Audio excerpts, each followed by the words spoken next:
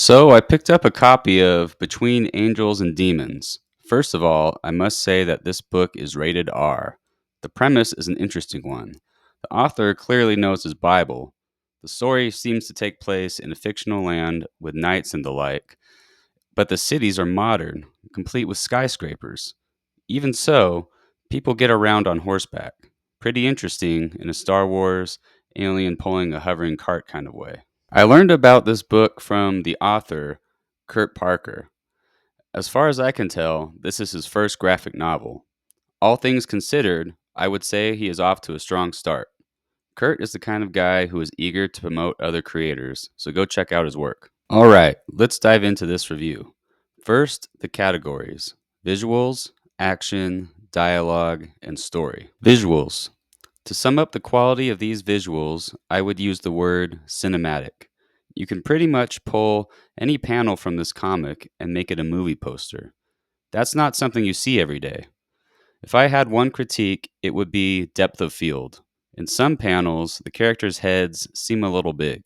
However, the intricate environments the characters are drawn in pulled my attention back into the details of the panel, which kept me focused on the story. Action. Like the visuals of the book, the action feels cinematic, almost like you're looking at a movie poster. Every panel holds significance.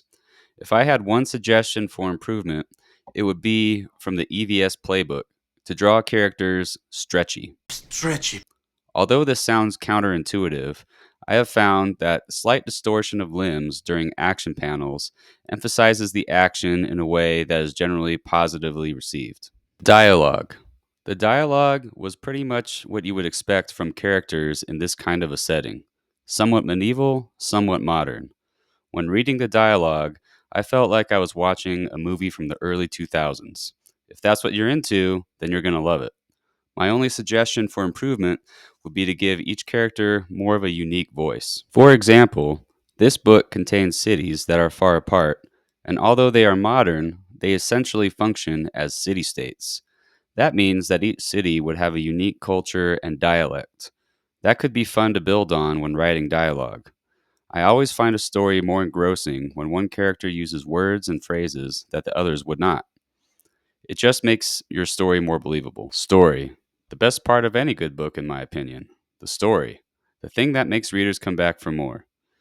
And as with any great book, the story was the thing that I liked most about this book. It starts off kind of like the movie Basic Instinct.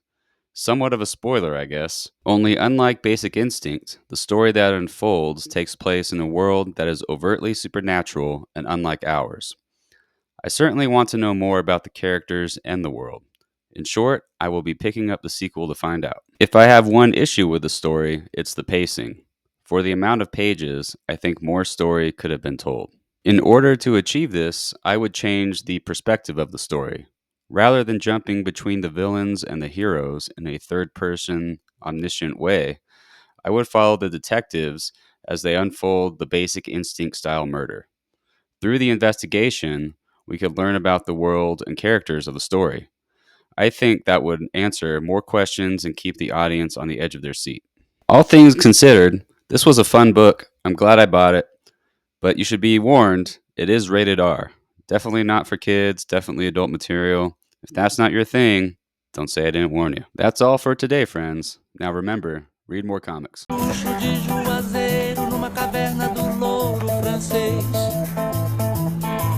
O velho transformou o mito das raças tristes em minotauros.